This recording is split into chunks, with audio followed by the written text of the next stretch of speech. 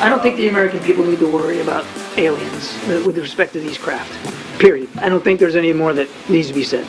Just wanted to make sure we address this from the White House. I know there have been questions and concerns about this, but there is no indication of aliens or extraterrestrial activity with these recent takedowns. Again, there is no indication of aliens or terrestrial activity with these recent takedowns. Wanted to make sure that the American people knew that, all of you knew that, and it was important for us to say that from here because we've been hearing a lot about it.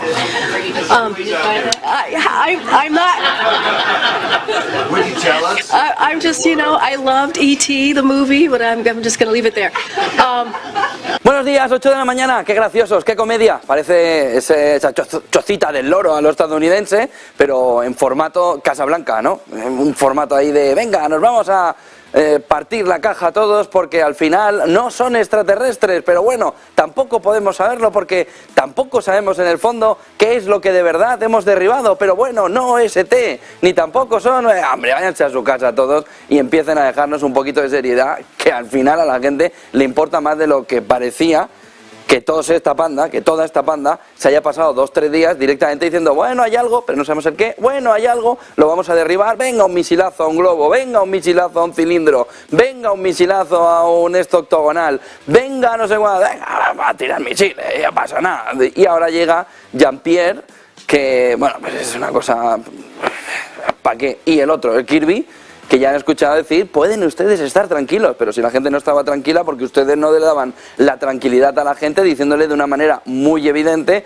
esto es chino y viene a espiarnos, o esto es algo que se ha colado de allí arriba me refiero a todo lo que está circulando al planeta, que parece un basurero, oiga, que ya no va el satélite, déjalo ahí, sigue dando vueltas. Que ya no me va el no sé cuánto, déjala ahí. Oye, que a Pepito se le ha escapado el anillo al salir a dar un paseo, déjala ahí. Y entonces, claro, ahora empezamos a tener ahí de todo, hasta el punto que ayer ya la gente estaba alucinando, miraba para arriba y decía, pues ese ya no es un tren de los de Starlink, este ya sí que es. Bueno, ayer era tremendo. Y nosotros en negocios recibimos 3 o 4 llamadas poniéndonos encima de la mesa que estaban viendo ovnis. Y decía, ¿perdón? ¿Pero qué ovnis? Que sí. Bueno, vale. Pues ahí está ahora mismo la fotografía. Y no son ovnis en el sentido alienígena. No está mal, que han tardado 3 días en desmentir a qué le han metido un misilazo. Había empezado ya también a correr el rumor de, bueno, pues al final el siguiente misilazo va a venir la nave madre. Es decir, una chocita del loro conformada ayer en la Casa Blanca por Jean-Pierre, que es la portavoz del gobierno de Estados Unidos, y por otro lado con John Kirby de seguridad, que bueno, salieron ahí, bueno, él un poquito más serio. Ella directamente, además el público, que era la prensa, le reía las gracias, ja, pero si no ha dicho ninguna broma, ¿para qué os reís? Debía ser los nervios de ver que se habían quitado de encima el tener que dar la exclusiva de que el gobierno norteamericano estaba hablando de alienígenas. Pues al final tenemos la tranquilidad, sobre todo de John Kirby, en esa chocita del loro, en ese cachondeo, en ese club de la comedia, esa sonrisita ahí de estáis tranquilos, ¿no? Que no hay ovnis, en el que sí que sabemos, aún así, dijo, que el primero fue chino, ellos lo han admitido, por eso también lo saben, ¿no? Porque le han dicho que era suyo, pero hasta ahí llegamos al nivel que estamos, y que era simplemente para, bueno, y que se lo había llevado hacia allí el tiempo, las condiciones meteorológicas, hasta ahí lo que había dicho China. Lo que no saben o lo que no terminan de saber es cuál es la labor, cuál es el funcionamiento de los otros 3. Dice, no podemos atribuirlo de verdad. Ahora mismo, esta mañana, CNN sí que ha dicho que uno era un pequeño artefacto cilíndrico, lo de cilíndrico sí que lo conocíamos, que tenía una carga. Entonces ahora tenemos otra duda, ¿una carga de qué? ¿De la batería del móvil que se había dejado alguien conectado? ¿O una carga explosiva? ¿Qué era aquello que llevaba? ¿Cómo que una carga? ¿Una carga de qué? Alimento fundamental esta mañana. Pero John Kirby no lo sabemos a quién pertenece. Por lo que, fíjense, no son alienígenas, no sé qué, le hemos metido un misilazo porque somos estadounidenses y entonces cuando vemos algo volar, pues sacamos un F-22 y le metemos un guantazo. ¿Con qué? Pues con un misil. Si en el fondo eso no pasa nada. Pero no sabemos la autoría. John Kirby. Vamos a ver cómo va avanzando, tampoco parece que ya tenga demasiado más recorrido. Lo que sí tiene recorrido es que China ha reaccionado y le ha dicho, oiga, que usted ha mandado 10 para acá de esos globos que vuelan. ¿Cuál es la pregunta fundamental en este entorno, tanto para John Kirby como para China, es, ¿no les sobra para espiar los satélites que ya tienen espiando? ¿Para qué lanzan globos? El punto fundamental está en el coste. Lanzar un cohete, que ya están viendo lo que le cuesta a Elon Musk lanzarlo, para que falle eso, o para que no haga su labor de manera perfecta, lleva a que haya una solución mucho más barata y que hace distintas funciones. Cuestiones meteorológicas, como sabemos que va a venir un frente frío, pues una de las labores fundamentales de los globos que están sobrevolando tienen funciones meteorológicas y otras tienen funciones civiles. De tal manera que esos globos hacen la función o hacen varias funciones en un solo elemento. ¿Por qué Estados Unidos entonces también estaría mandando globos a China? Si la percepción de los globos al final es sencilla de ver. El satélite mira y dice, oiga, ¿esto qué es? ¿Qué hace aquí? Y ese es el punto fundamental que todavía está sin resolver por parte de Estados Unidos y por parte de China. A partir de ahí, ayer nos surgieron varias cuestiones. Una, ¿hasta qué punto esto no ha sido una cortina de humo para Nord Stream? ¿Se acuerdan? La semana pasada, ese famoso blog, un premio Pulitzer había investigado y había dicho, usted y usted, y usted y usted son Biden y Estados Unidos, están involucrados en Nord Stream 1. Y de repente aparecen unos globos haciendo no sé qué, que solo le falta estar a Xi Jinping con el globo aquí soplando. Venga, ve para allá, corre, para el lado, para Estados Unidos. Un poco raro que haya aparecido ahora. Y por otro lado, ese tren en Ohio, que también ha quedado muy apartado de la fotografía de lo que estaba sucediendo, de si estaba creando una crisis medioambiental importante. Un tren en Ohio que había descarrilado y que se habían puesto a quemar la carga, que era muy contaminante, en unos 20 vagoncitos del tren. La nube que tienen, solo tienen que buscar en redes sociales, la nube que han montado allí, intentando quemar todo aquello, es peor de que si no hubieran tocado nada, aunque ellos dicen que no, que eso era un peligro público tenerlo ahí. ¿Cuál es el problema ahora? Hay un movimiento que centra la atención, el de los globitos estos, espía o no espía, o cilindros, o aliens, o no sé qué. Fíjense hasta dónde ha podido llegar el tema, hasta el punto de decir, de no desmentir que puedan ser extraterrestres, hasta ayer, hasta el punto de dejar correr esa opción, con tal de que tanto el tren de Ohio, que ahora mismo sigue centrando la atención medioambiental para saber, bueno, se ha llegado a decir hasta que era un Chernobyl en Estados Unidos, en Ohio, y por otro lado Nord Stream 1. Junto a todo esto, ¿qué nos aparece en la escena? Los datos de crecimiento que hemos conocido esta noche en Japón, en la parte más económica. Japón ha evitado en el último segundo la entrada en la recesión, crece un 0,2, esperaban los analistas que creciera un 0,5, viene de decrecer un 0,2, de menos 0,2 a más 0,2, pero el dato no ha sido para nada positivo. El otro punto fundamental del día, viendo los índices esta mañana, está alrededor del petróleo. Ayer Estados Unidos reaccionó, y miren cuál es la reacción también del mercado de petróleo, poniendo encima de la mesa más de 20 millones de barriles de petróleo liberados. Esos 23 millones de barriles de petróleo liberados le tiran las reservas estratégicas al nivel de los 80, en el entorno de 1986 están las reservas ahora en Estados Unidos, después del guantazo que le ha pegado a esas reservas para intentar mantener el precio del petróleo estable, salvar en el capítulo de los precios la crisis energética que era evidente que tenían, y por otro lado, echar una mano, como primo de Zumosol que es, al sobrino, que en este caso es Europa. Ya quitó 180 millones de barriles de petróleo de Estados Unidos y ahora levanta de esas reservas otros 23 millones de barriles de petróleo. Piensen que Estados Unidos libera de la reserva 23 millones, Rusia había quitado para marzo de la producción 500.000 de barriles. De tal manera que más o menos está compensando sobre todo el golpe inicial de que Rusia elimine del mercado 500.000 de barriles. Luego han empezado a surgir esas teorías extrañas, ¿no?, alrededor de que, bueno, no es que los quite, es que no tiene dónde venderlos. Bueno, pues vete a India o a Ceuta y mira a ver si tiene o no tiene dónde venderlos. Ahora entramos en Ceuta, que hay harina ahí para amasar, pero bien. Pero ¿cuál es la primera conclusión? Que el petróleo ha vuelto a perder terreno.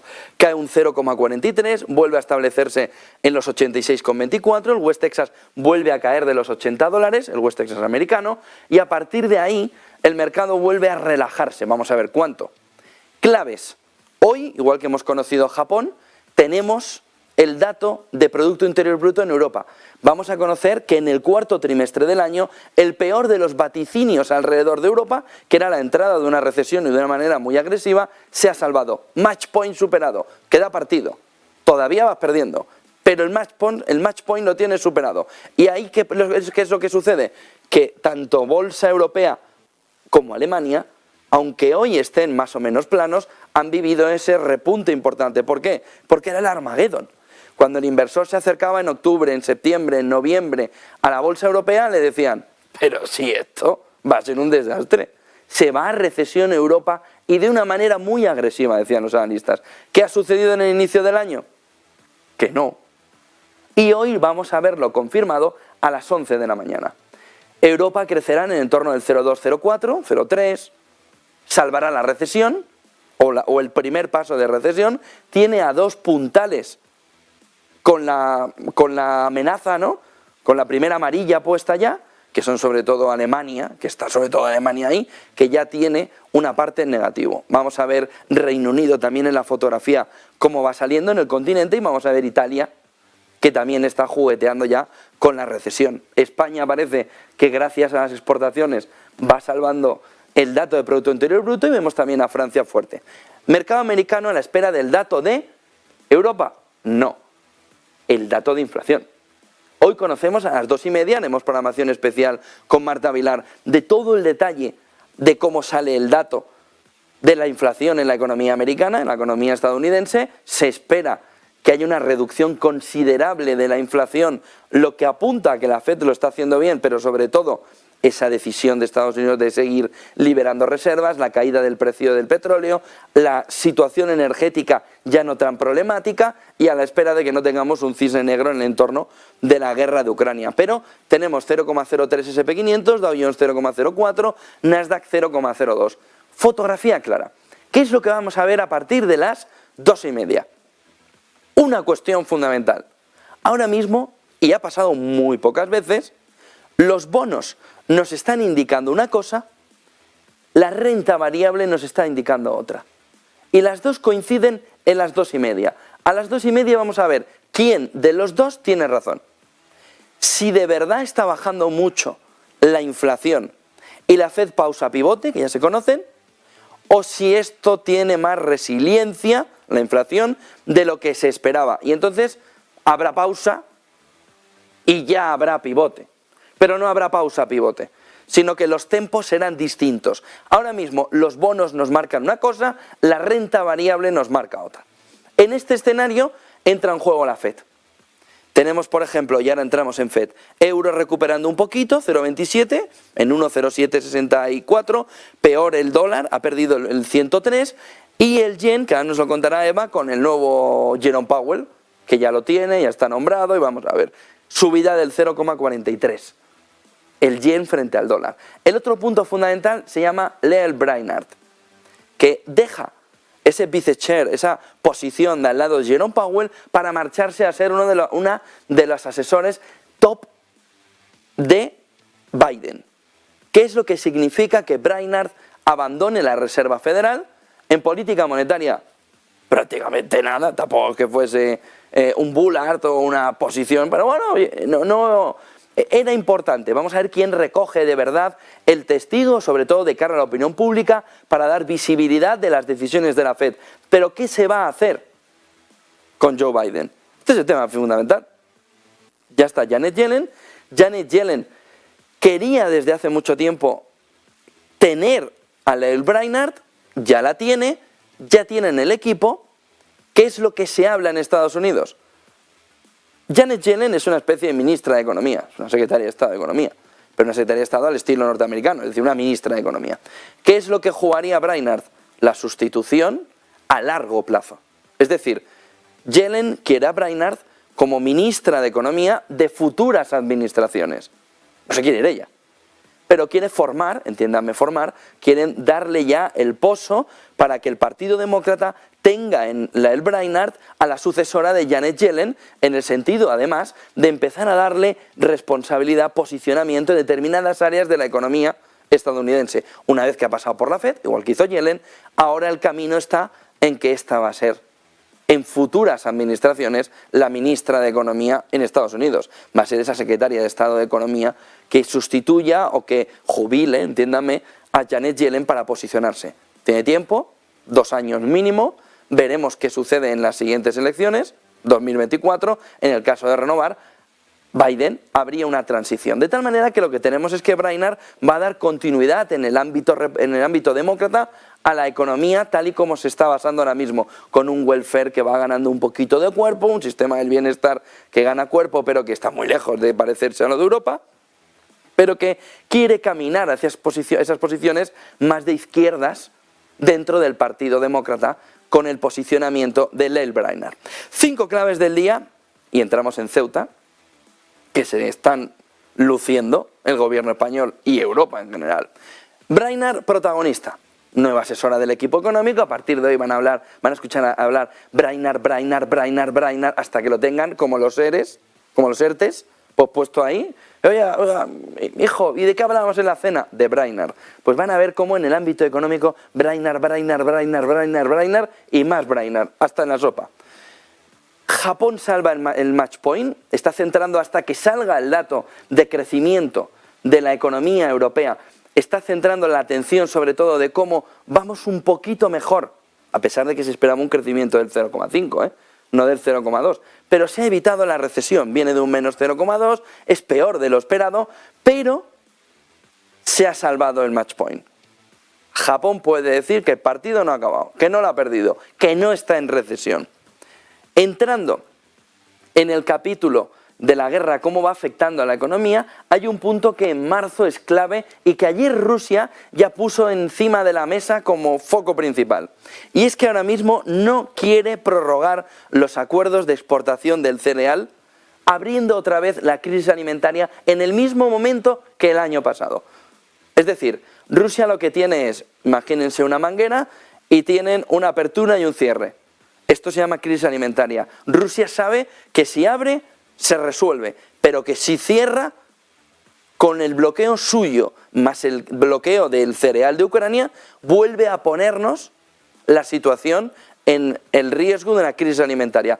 Todavía no hay percepción de un aumento de los precios alimentarios, pero sí está ya la percepción de que si en los próximos 15 días Rusia no acerca posturas, lo que está diciendo Rusia es que se ha cumplido lo que proponía la ONU, Turquía y Ucrania en ese acuerdo. Saben que eran 4 partes, Turquía, Naciones Unidas y Ucrania, y el otro lado lo que pedía Rusia.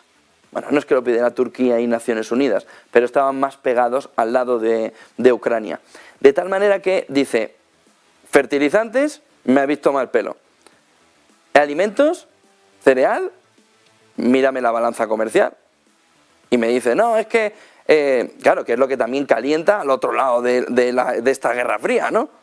Oiga, usted me dice que me ha caído la balanza comercial y yo le digo que usted me está bloqueando el acuerdo que teníamos del cereal. Ah, que ya lo ve. No, esto no es por el petróleo, esto es también, pero sobre todo por lo que está sucediendo con la exportación de mis alimentos y de mis fertilizantes. Dejemos el uranio al lado, que si quieren, dirá Rusia, lo metemos también en el tema y verás cómo os hace menos gracia.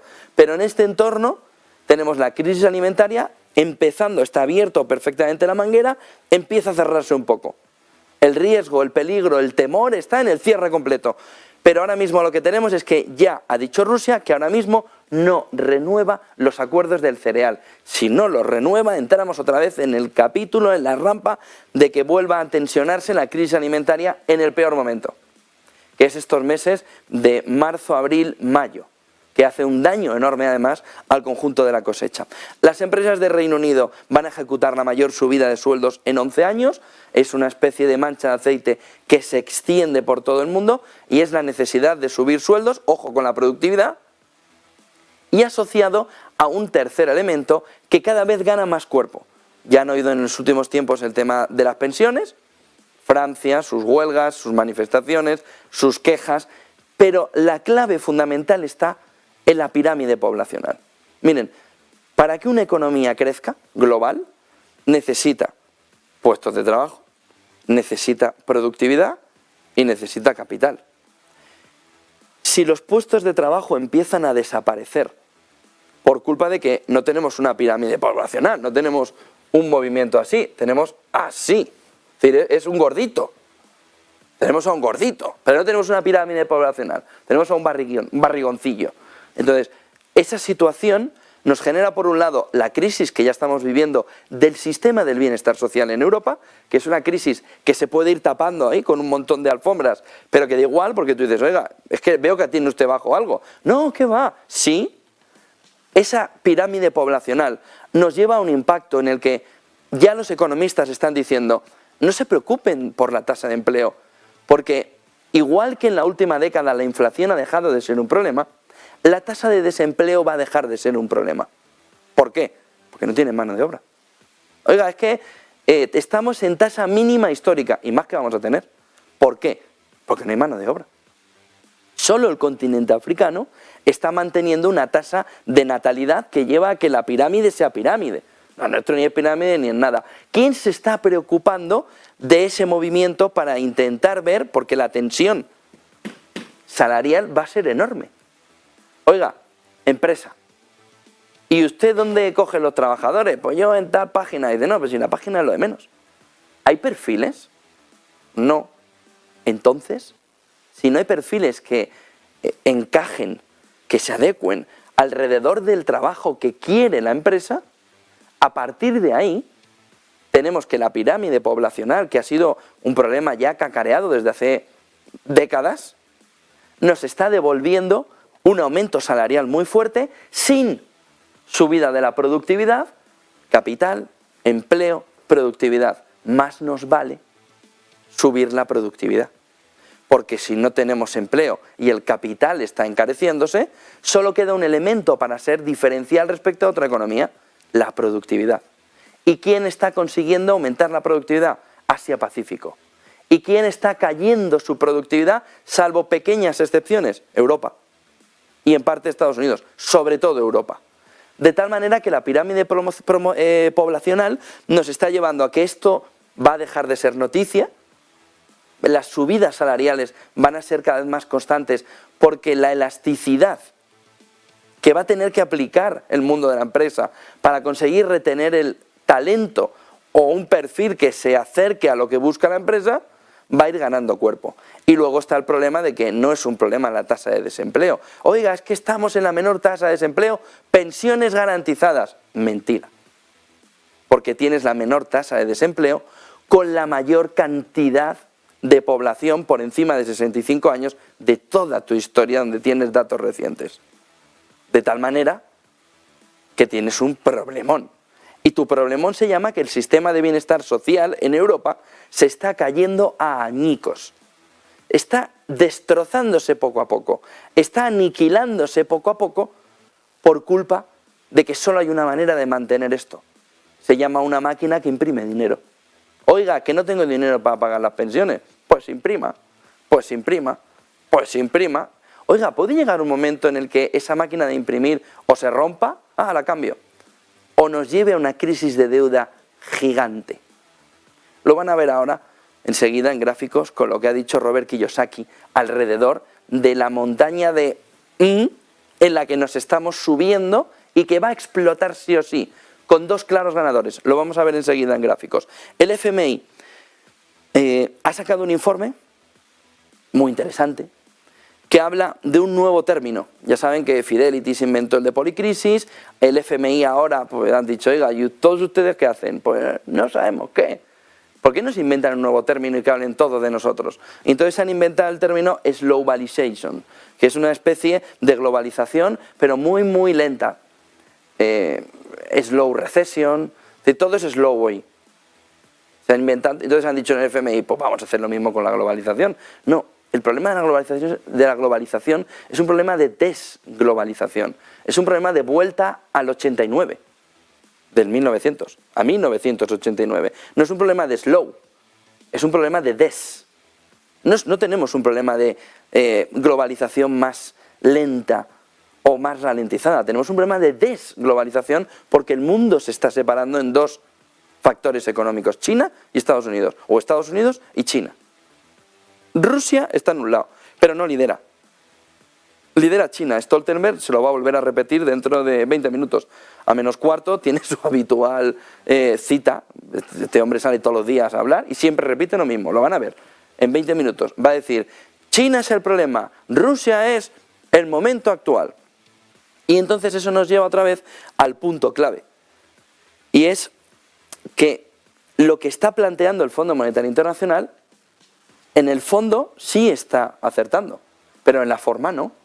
No es que haya un proceso de globalization, como dice aquí, hay un proceso de desglobalización evidente que se caracteriza por la regionalización, es decir, dos bloques, y dentro de dos bloques áreas de influencia, China, Asia, Pacífico, Rusia, todo su entorno, Estados Unidos, Europa. Y ahora nos peleamos por Latinoamérica, por América del Sur, América Central y por África y Australia como elementos que vamos repartiendo. Australia al lado de Estados Unidos, África lo tienen más cogido ahora China, Sudamérica, América del Sur, Latinoamérica lo tiene bastante pillado China, pero claro, en la parte norte Estados Unidos por su área de influencia también lo tiene más cogido, pero eso no se llama slow globalization. Ahí el FMI está intentando inventarse un término por inventárselo, se llama desglobalización. Miren los 3-4 gráficos, no sé si podemos verlo, que son así azules y rojos, en el que se puede ver.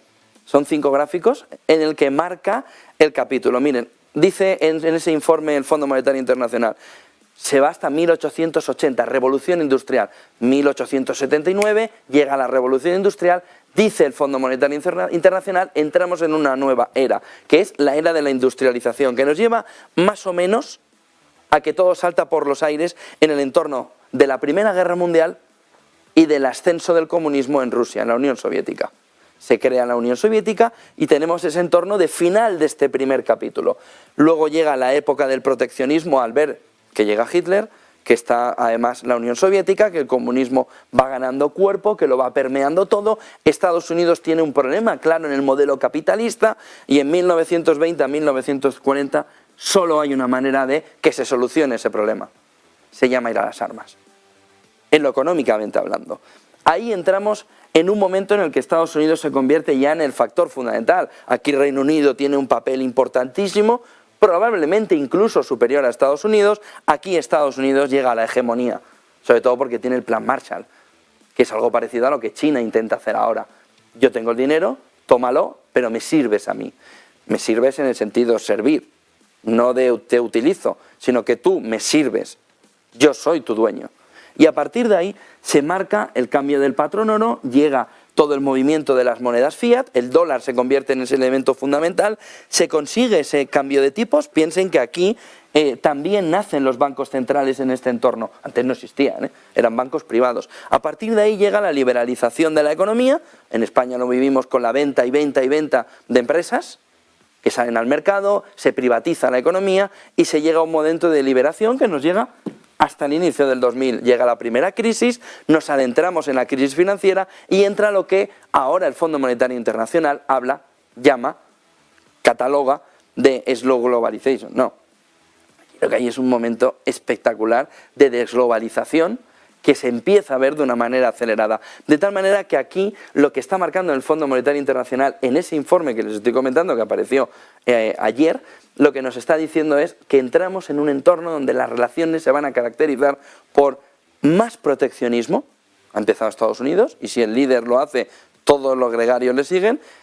China, por supuesto, es proteccionista y a partir de ahí tienes una economía que ahora todo el mundo tiene que salvarse, que es lo que está haciendo Europa. Europa dice, oye, me has metido el Green Deal cuando yo pensé que tú eras...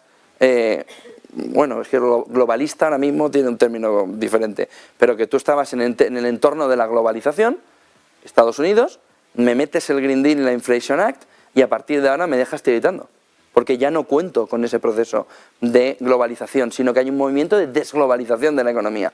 Tirita Europa y está en la situación actual, que es o metes dinero, ayer conocimos el dato de 800.000 millones solo para salvar la crisis energética, pues lo mismo para el proteccionismo, y a partir de ahí el conjunto de la economía mira a ver cómo puede salir a partir de ahora. El informe es espectacular del Fondo Monetario Internacional. Yo lo único que digo es que el término slow globalization es forzado. Es una desglobalización de caballo. El término de que la globalización va perdiendo el ritmo no tiene ningún sentido. Hay un corte en dos cosas. No, pero es que China sigue vendiendo. Sí. ¿Y a quién le está vendiendo más? ¿Y Rusia? ¿Rusia sigue vendiendo? 8:31 de la mañana. Vamos a ver Asia y volvemos con Ceuta.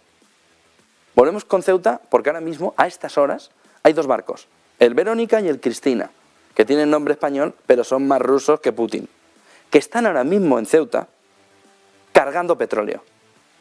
Y vienen 3 más que acaban de desembarcar en China hace unos días, volviendo por el Cuerno de África hacia Ceuta, hacia España, donde van a cargar otros 3 barcos y en total suman 15 millones de barriles de petróleo.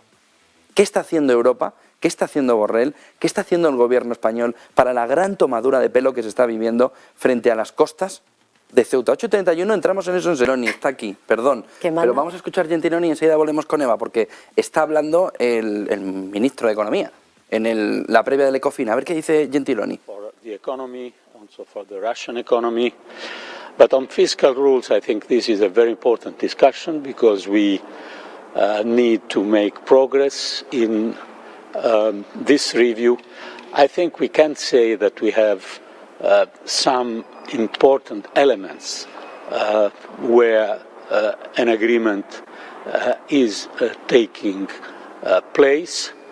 From one side, the need to have a more gradual path of reduction of the debt combined with growth enhancing investments and reforms to have. Lo que dice Gentiloni es que va a ser una discusión fundamental el tema fiscal.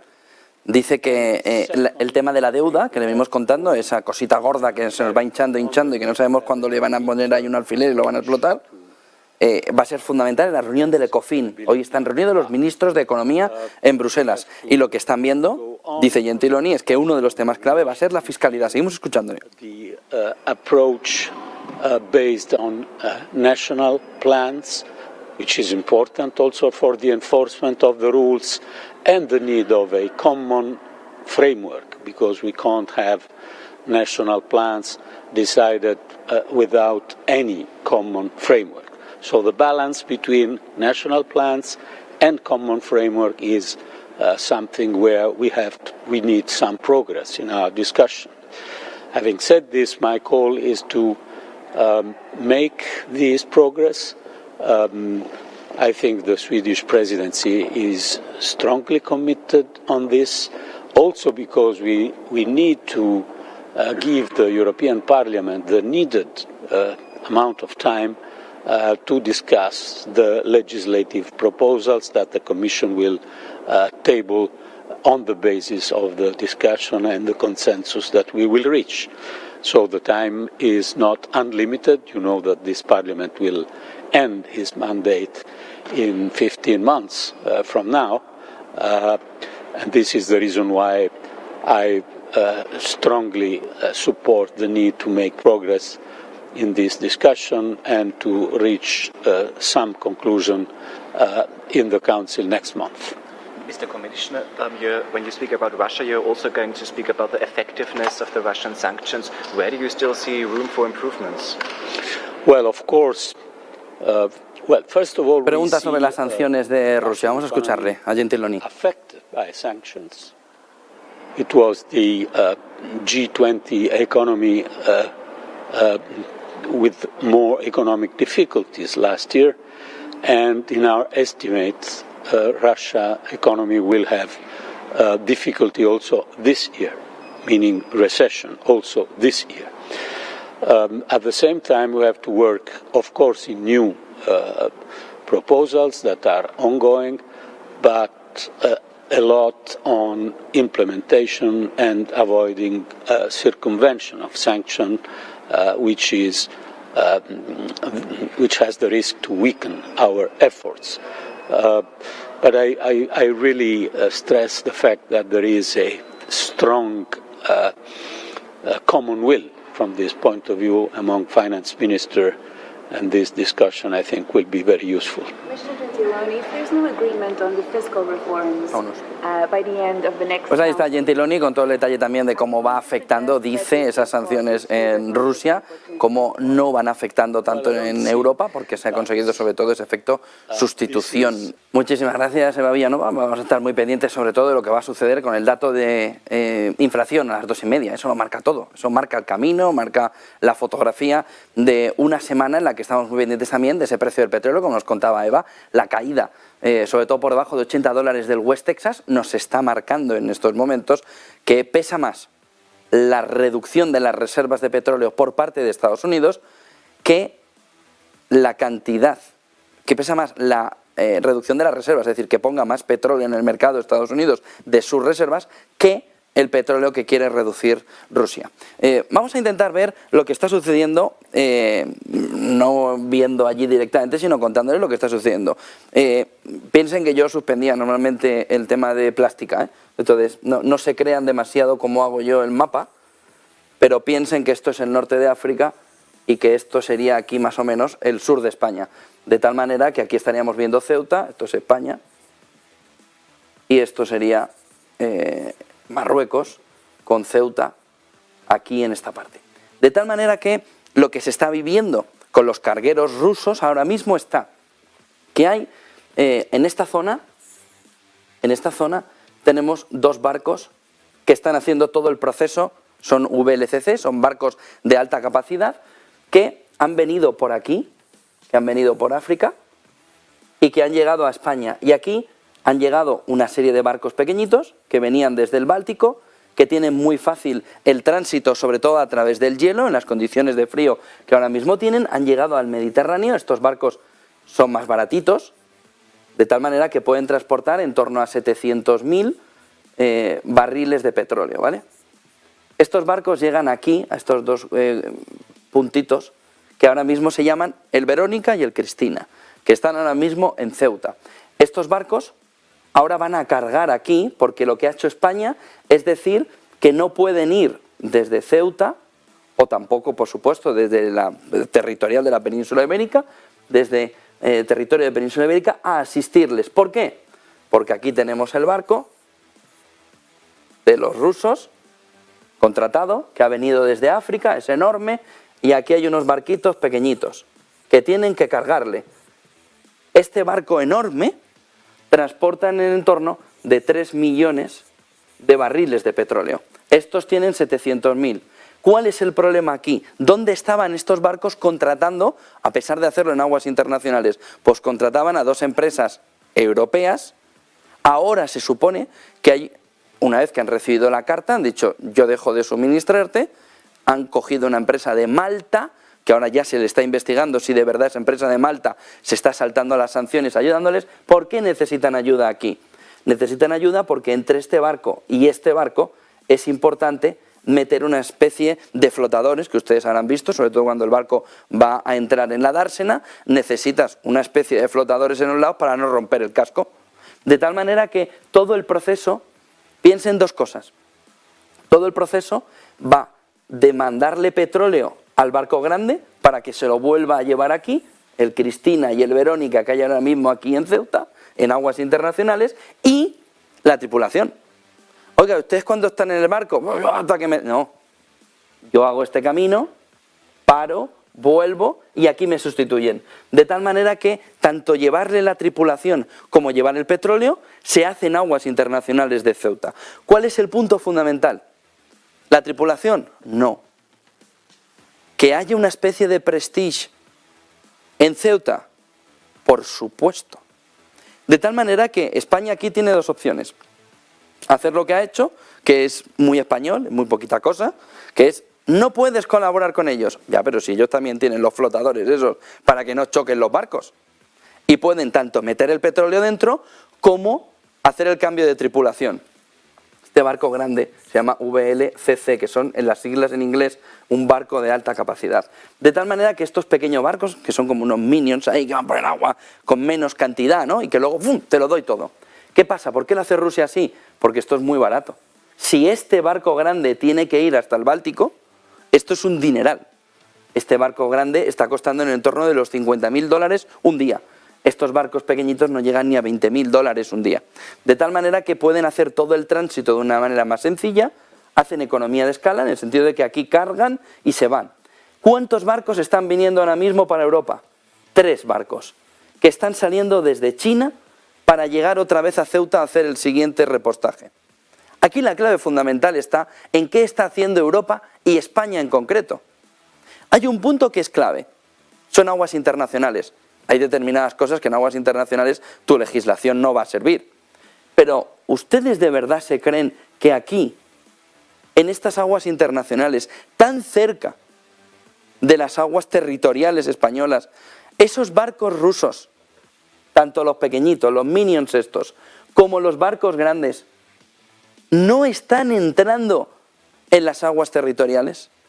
El punto fundamental es ver qué está haciendo la Armada Española en ese entorno y cuál es la petición del gobierno español. Si la petición es simplemente vigilar que no haya empresas que estén haciendo algo, o la situación es controlar que esos barcos rusos o contratados por Rusia no entren en territorio, en agua territorial española. Es prácticamente imposible que esos barcos no estén tocando agua territorial española.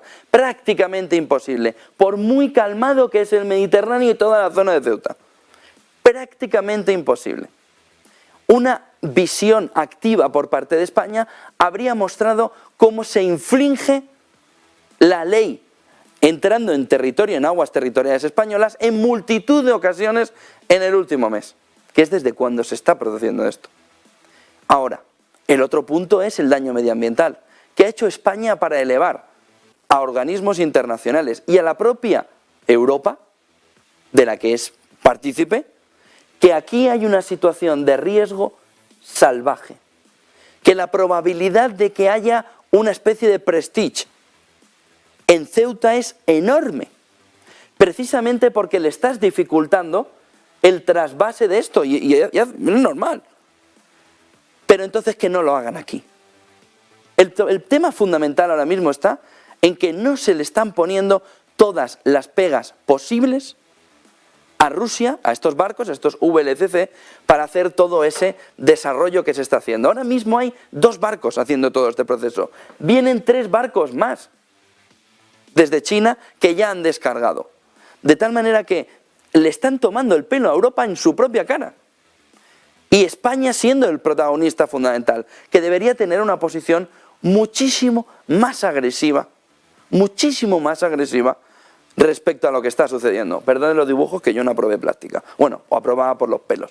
Pero vamos a ver cómo reacciona España. Pero es uno de los temas fundamentales. Cuando ahora nos viene Gentiloni y nos dice, el impacto en las cuentas públicas de Rusia es enorme. ¿Y cuánto podría ser si Europa de verdad estuviera haciendo las cosas como Dios manda? Y España en concreto en este caso. Stoltenberg está a punto de llegar. Ya lo hemos visto pasear por el pasillo, ahí le tienen. Va a atender a los medios enseguida y va a hacer como una charla inaugural. Este hombre sale más que el propio Pedro Sánchez. Vamos a escuchar a Stoltenberg, reunión de ministros de defensa de la OTAN. Stoltenberg con toda la situación del globo espía chino, China, Rusia, contraofensiva. Stoltenberg. War in Ukraine, the full-fledged invasion by Russia against Ukraine, and we see no signs that President Putin is preparing for peace. What we see is the opposite. He is preparing for more war, for new offensives and new attacks. So it makes it just even more important that Dice Stoltenberg, frente a lo que se pudiera pensar, que es que Rusia se está preparando para la paz, es todo lo contrario. Putin se está preparando para más guerra y se está preparando para una contraofensiva que estaría empezando. Escuchamos más de Stoltenberg. And address the urgent needs for increased support to Ukraine. Not least the need to provide more ammunition and also how to ramp up Está diciendo Stoltenberg que necesita más munición Ucrania. Ayer se conocía que gasta más de lo que recibe. Munición. Gasta al día más munición de la que recibe. Por lo que Stoltenberg hace el primer llamamiento en esa llegada a la reunión de ministros de defensa. Necesita Ucrania más munición. Seguimos escuchando a Stoltenberg. Agree new long-term guidelines for our defense planning to further strengthen our deterrence and defense, something which is extremely important in a world which is more competitive and more dangerous, and when there's a full-fledged war going on in Europe.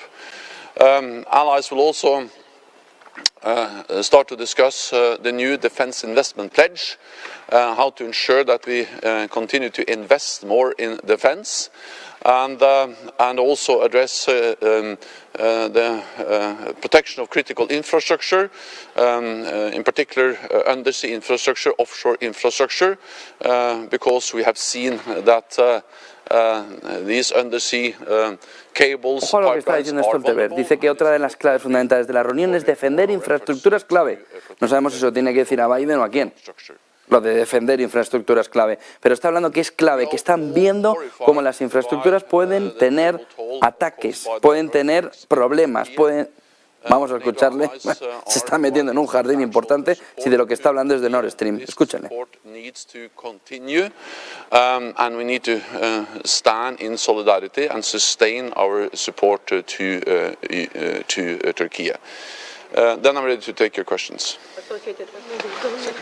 Lawn from Associated Press. Over the last year, NATO's gone from providing non-lethal assistance allies to providing artillery to tanks. Now we're talking about jet aircraft. The Ukraine Contact Group is meeting in NATO headquarters. Why should the public believe that NATO is not at war Capítulo aviones. with Russia? Le preguntan sobre la posibilidad de esos aviones. Escuchamos a Stoltenberg. Neither NATO nor NATO allies are party to the conflict. What we do as NATO allies and NATO is to provide support to Ukraine. Ukraine is defending itself. We need to understand what this is. This is a war or aggression. President Putin, Russia, has attacked a sovereign, independent, democratic, free nation in Europe, Ukraine. And of course, Ukraine has the right to defend itself.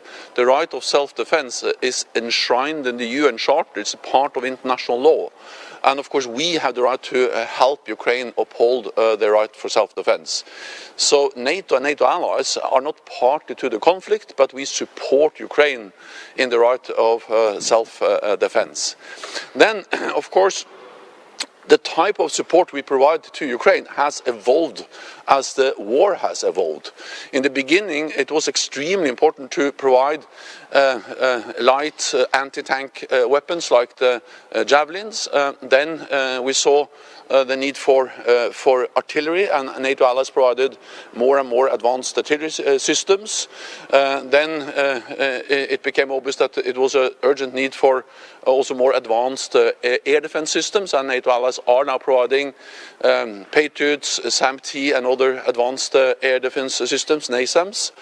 And now, over the last weeks and months, allies have also agreed to further step up significantly when it comes to heavy weaponry, armor, infantry fighting vehicles, but also main battle tanks. So yes, the type of support has evolved, and that's part of the ongoing consultations among allies within NATO, within the Ukraine support group, and it will continue, because we need to ensure that Ukraine gets the weapons it needs to be able to retake territory, liberate the lands, and win this war and prevail as a sovereign independent nation.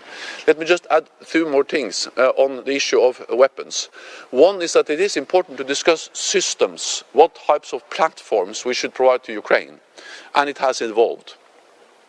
But it's also extremely important to ensure that all the systems that are already delivered work as they should. So meaning that, for instance, when it comes to artillery, we need ammunition, we need spare parts, we need maintenance, we need all the logistics to ensure that we are able to sustain these weapon systems. So it's not only about discussing new systems, Este es un tema fundamental. Hemos dejado de explicarse un poquito más a Stoltenberg. Lo que ha dicho Stoltenberg en esta respuesta es que no es parte de la OTAN de la guerra ni sus aliados, porque lo que está haciendo tanto la OTAN como sus aliados en la OTAN, como los países que conforman la OTAN, es ayudar a un país agredido, por lo que no conforman la guerra, sino que es Ucrania la que se está defendiendo. Están minando la línea roja entre que Rusia pueda decir vosotros estáis en la guerra, en el derecho internacional, o decirle no, es que tú has atacado, nosotros estamos ayudando a defenderse. De ahí que está también argumentando uno de los puntos clave que hoy se van a tratar, y es el mayor armamento para Ucrania para que ese objetivo, que es que Ucrania se defienda, dice Stoltenberg, tenga sentido. Solo dándole más armamento y más posibilidades de defenderse, ellos mismos van a poder defenderse.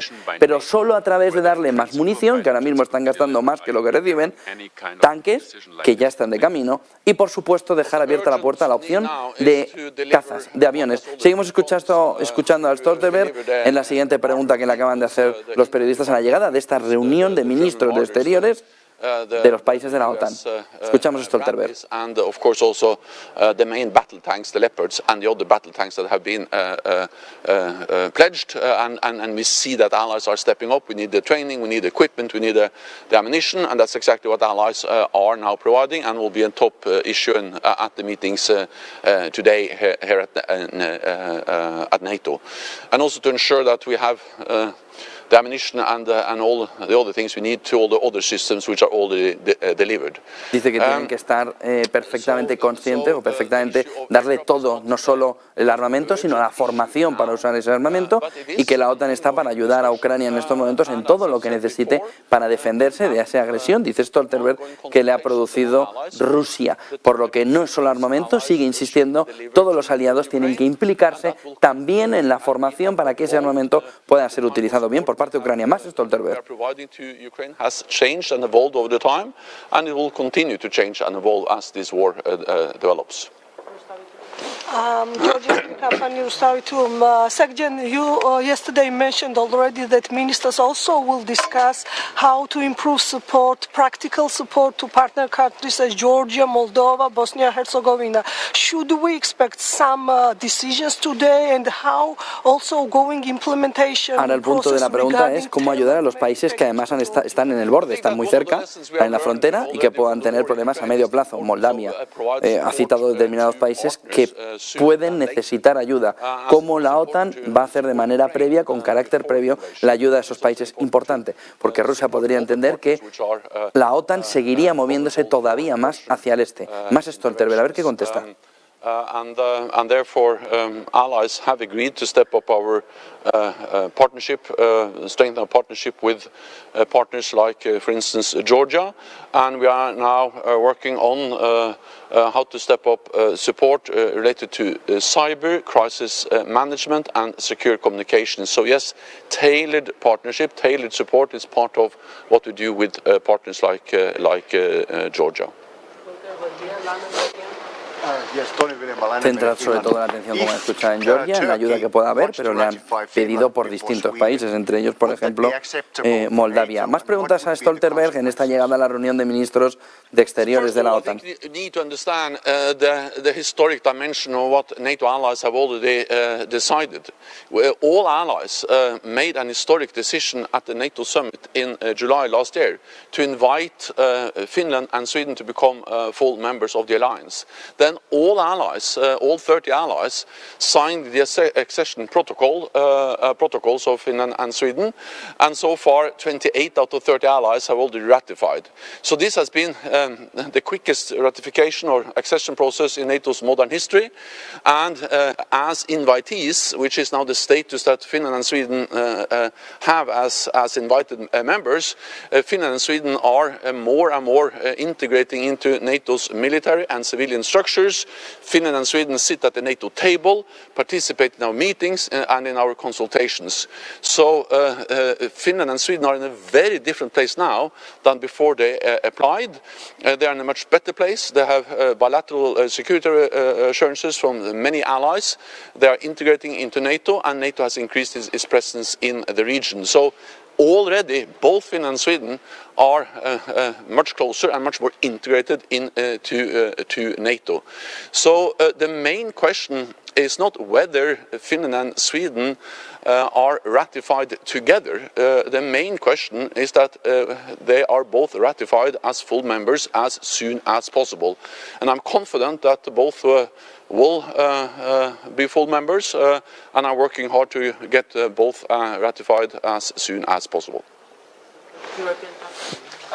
Secretary General, we understand that sending fighter jets to Ukraine is a long-term investment, but the first steps could already be taken. For example, the United Kingdom has already started Finlandia y Suecia, en la pregunta anterior, han sido clave fundamental, viendo decir que el problema no es la entrada, sino cómo hacer esa entrada, ver cómo el resto de socios, hablando o refiriéndose sobre todo a Turquía, están cómodos en esa situación, y ahora le preguntan porque la guerra va a tener un largo recorrido. Se habla de que es una guerra a largo plazo. Vamos a ver qué dice Stoltenberg.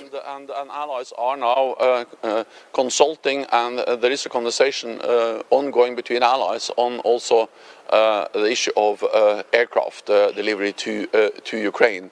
But as I said, our top priority, the urgent need now, is to ensure the heavy weaponry, the modern air defense systems, the ammunition, all the other things we need to ensure that Ukraine gets the advanced and modern systems which are already being pledged and that can really make a difference on the battlefield. Thank you very much, colleagues. Vámonos. Thank you. 9:05, enseguida analizamos la apertura con José Luis Herrera de Banco Vic. Antes, unos gráficos que nos hemos dejado en esta primera hora con tanta cantidad de noticias, de información, Stoltenberg, Gentiloni, que teníamos alrededor. Miren, el foco ahora mismo de la opción de una crisis financiera solo tiene un nombre. Se llama Credit Suisse. Y al menos es lo que nos están reflejando los CDS, las coberturas, el riesgo de default. Aquí, comparando a Deutsche Bank con Credit Suisse en este gráfico de Bloomberg, vemos cómo la presión sobre Deutsche Bank ya ha cedido, la presión sobre Credit Suisse, después sobre todo de las pérdidas de 1.500 millones de dólares de los últimos resultados, no solo es que vayan creciendo, es que van recuperando peso, fuerza. Esos CDS ya en 322 frente a unos CDS, coberturas por un posible default de Deutsche Bank de solo 93, esos CDS. De tal manera que se va marcando un poco el camino en el que el foco está puesto de una manera clarísima alrededor de que si se salva el capítulo Credit Suisse, se está salvando también el efecto mancha, el efecto contagio, el efecto posible crisis financiera vía los problemas que pudiera tener Credit Suisse. Si Credit Suisse salva el match point, si Credit Suisse consigue superar la situación, ahí tendremos una fotografía mucho más clara. Miren el siguiente gráfico que nos marca esta mañana cómo está Europa en un día en el que hoy vamos a conocer cómo se ha comportado en el cuarto trimestre del 22.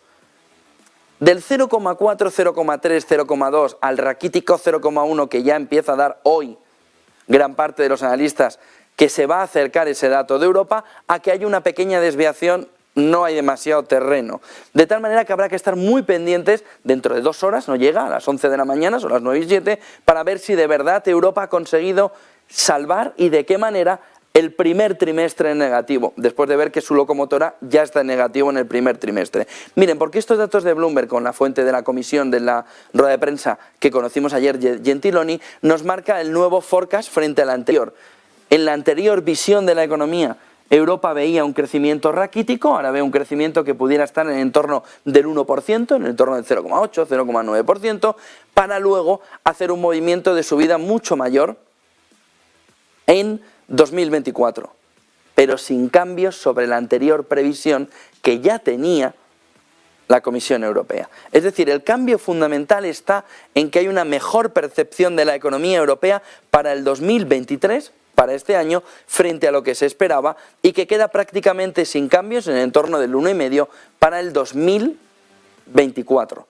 Por lo que ahora mismo lo que tenemos es una previsión europea de que la cosa va a mejorar, de que el invierno no ha sido tan malo como se esperaba y que los aires de recesión también en 2023 empiezan a alejarse, 0,9%. Miren inflación en el siguiente gráfico, que nos marca también cómo en 2024 sí se empezará a acercar ese camino hacia el 2,5% de inflación en el 24, pero que en el 2023, en cuanto a objetivo del Banco Central Europeo de devolver la inflación al 2%, está prácticamente descartado.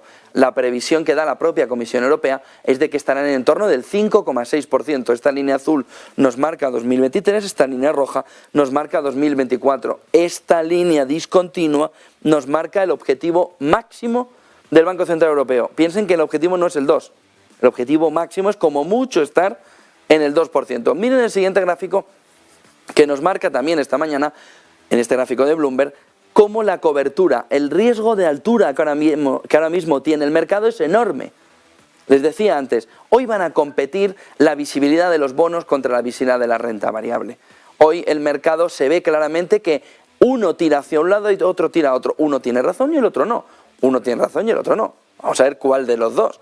A partir de ahí lo que tenemos es un posicionamiento de aumento de la cobertura, sobre todo mediante ETFs, que una gran parte de los inversores están haciendo por lo que pueda venir, por el movimiento que pueda haber de caída en el mercado, porque ahora mismo volvemos a estar en la parte alta, volvemos a estar bastante sobrecalentados. El movimiento nos lleva a la posición de volver a vernos más o menos en el entorno del verano del año pasado, con coberturas por si vuelve el movimiento de caída en el mercado.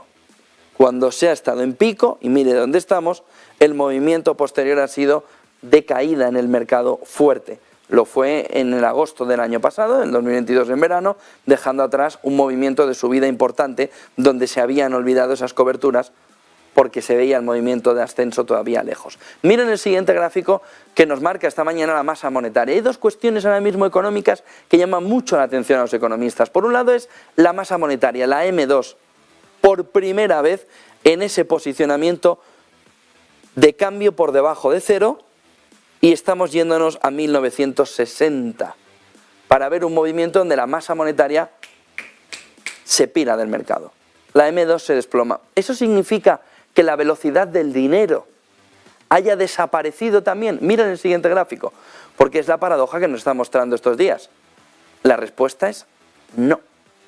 La velocidad del dinero, la velocidad de esa masa monetaria, está creciendo en estos momentos a pesar del endurecimiento de las condiciones monetarias. De tal manera que se nos está dando la paradoja que está impidiendo también a los bancos centrales ver cuál es de verdad la fotografía de la salida de la masa monetaria en el momento actual, porque la compara, la contrarresta la velocidad del dinero que está ahora mismo en movimiento de recuperación, de subida, frente a estar en un dato histórico de salida de masa monetaria del mercado. Miren el siguiente gráfico que nos marca el último punto en gráficos y enseguida entramos a analizar la jornada que nos puso ayer Robert Kiyosaki.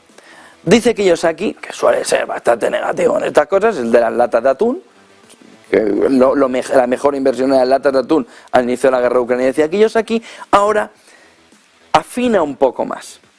Dice Kiyosaki, está viniendo un crack en la economía gigante, la depresión, no la recesión. La depresión es posible, no la recesión. Dice Kiyosaki, la depresión es posible, la Fed ha estado forzada a imprimir miles de millones en moneda o en dinero falso, en Monopoly. Oiga, ¿con qué me compra usted hoy la fruta? Pues con dinerico del Monopoly que me he traído de los niños.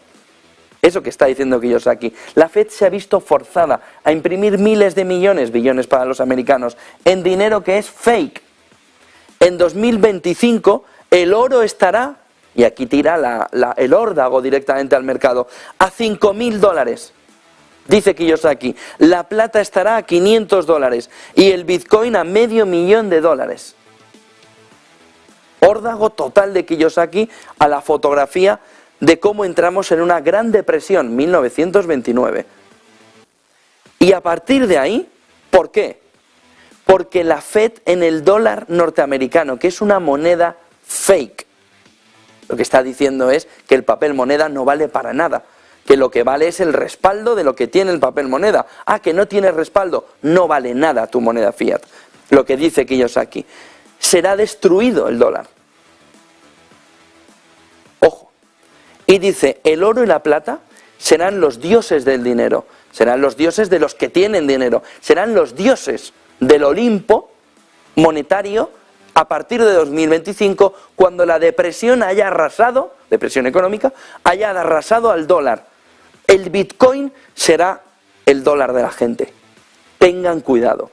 Lo que dice es, el Bitcoin se va a convertir en la moneda de uso corriente, en el sentido de la clase media baja. A partir de ahí, clase media alta tendrán oro y plata. Y el oro y la plata seguirán siendo el elemento fundamental del intercambio en el comercio. El dólar habrá sido arrasado, dice Kiyosaki.